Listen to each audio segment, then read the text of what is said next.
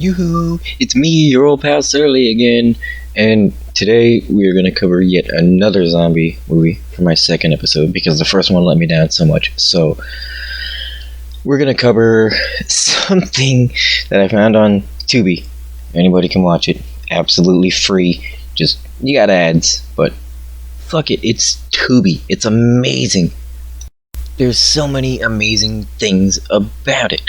Dude, this ain't a Tubi episode. Anyways, this movie is called Dawning of the Dead. And I remember telling the guys, I was like, I'm about to head into this movie. It's going to be absolutely ridiculous. I'm going to hate it. Everything about it. And the first 5 minutes, I kind of did.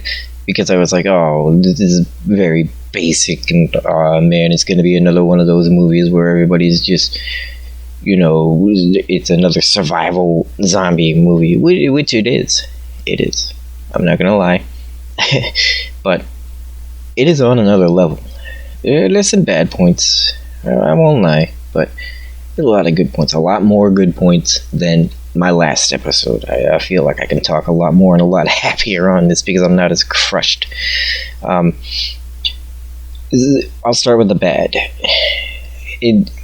It made sense, but I kind of wish they would have focused more on what was going around. Like, they would show little scenes of plague around the world, but it was still focused around one newsroom, and it kind of didn't go from there other than, like, these two brothers that are trying to survive at the same time, you know.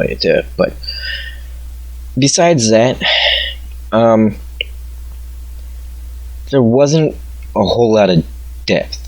It was easily understandable, but there wasn't a whole lot of depth to the story either, and it wasn't hard to follow along. You know, I guess that's not a bad thing. I guess so. Whatever. I guess there's one bad thing so far.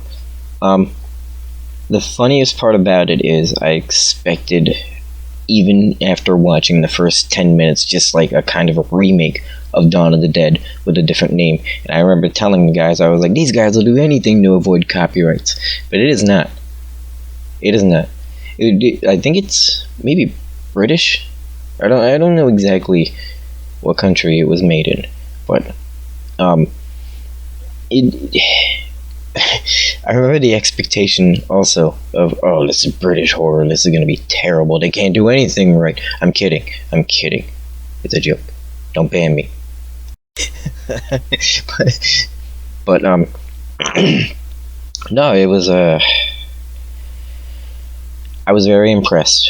I was very surprised because it turned so quick that you didn't expect where it was going at all. I expected helicopters and escapes and honestly like a shopping center or something. I expected run-of-the-mill like Dawn of the Dead, just with kind of a different story to avoid copyrights, like I said. But it's not. There is so much about this movie that I could just go on about. The effects are homemade. They are not CGI, and they are absolutely amazing. A guy gets his spine ripped out. They dig right into his back and just rip it right out. And that is what we need in this genre. We don't need stupid military guys like running around firing shots in the head. If you're trapped, you're going to use anything possible, like Negan's bat. A fabulous creation.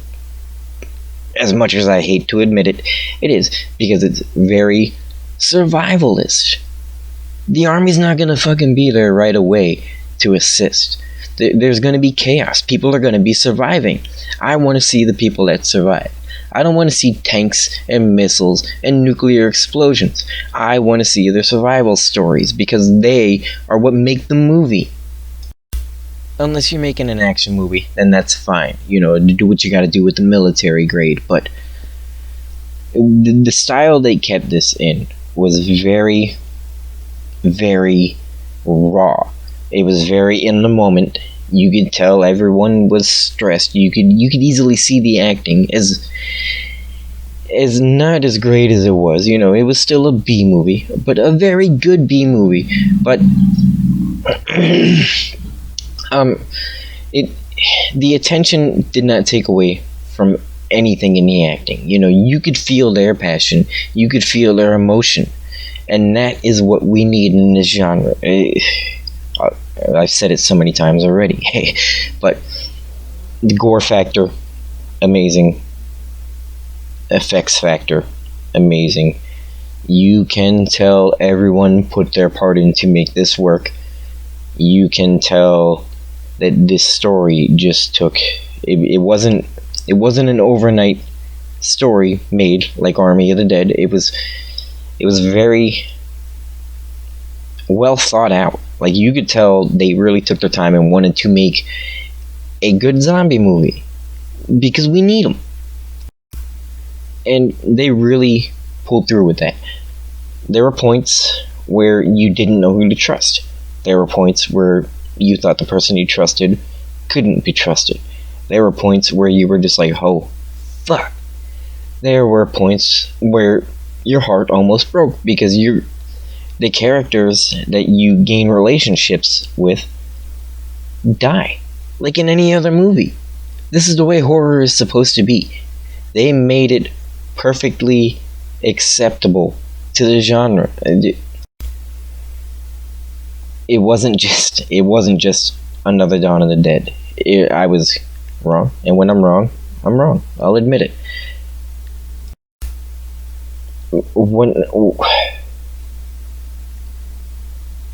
What I was expecting was to have my heart broken again, because I was like, here we go. But this is going to cheer me up because this is going to be absolutely ridiculous and I can just laugh it off.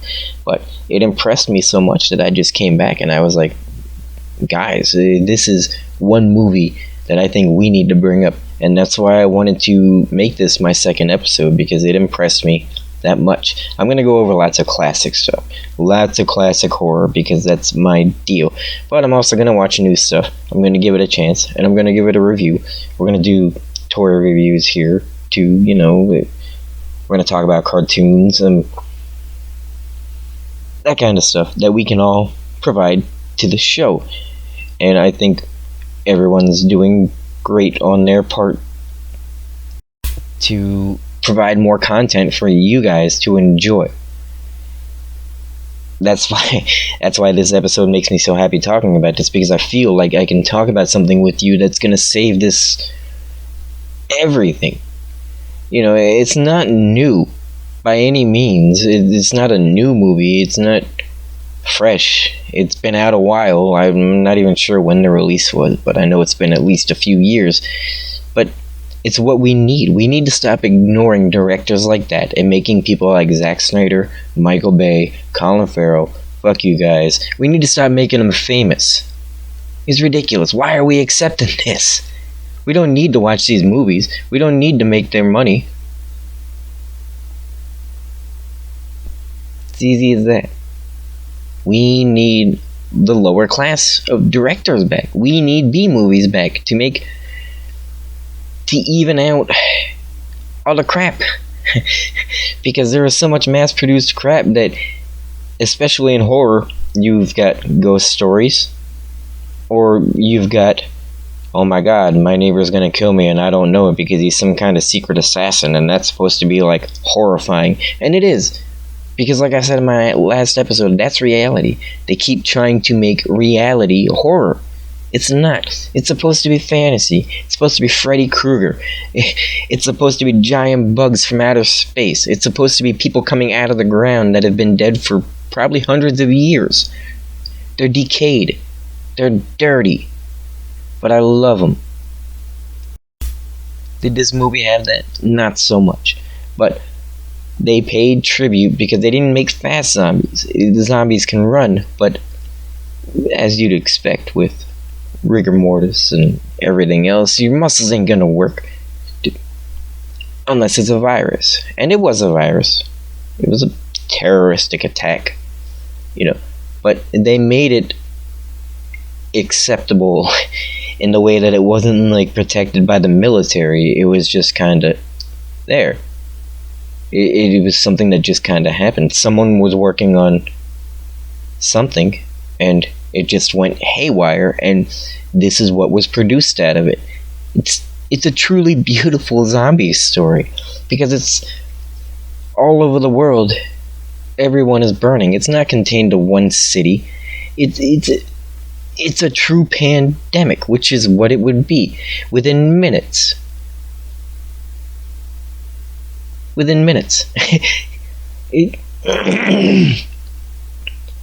Kudos to the directors of this movie. Kudos to everyone involved, because you created something that I thought had died.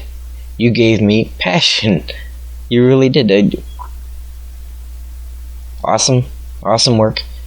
And my final score on this, just like I told the guys, I give it a solid 8. Much higher than I ever expected I would give this movie when I first clicked the play button. But it shocked me. It really did, and that's what movies are supposed to do. You're not supposed to come into this expecting something great, especially in horror, especially in unknown horror. You expect the very least to impress you. But they didn't come with the very least. They came with lots of gore and guts and ripping people apart and splitting zombies' heads like directly in half. True Savini style. Awesome. Solid 8. This is Surly, signing out. I'll stop bothering you with this movie now.